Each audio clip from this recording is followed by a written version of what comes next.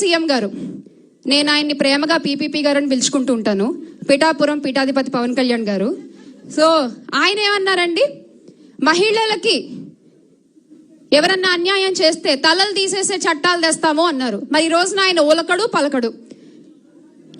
ఎలాంటి దుస్థితిలో ఉన్నాడంటే ఈరోజు మన ఆంధ్ర రాష్ట్ర డిప్యూటీ సీఎం గారు పక్క రాష్ట్ర మహిళలు ఆయన ఫోటోల్ని చెప్పులతో కొడుతున్నారు.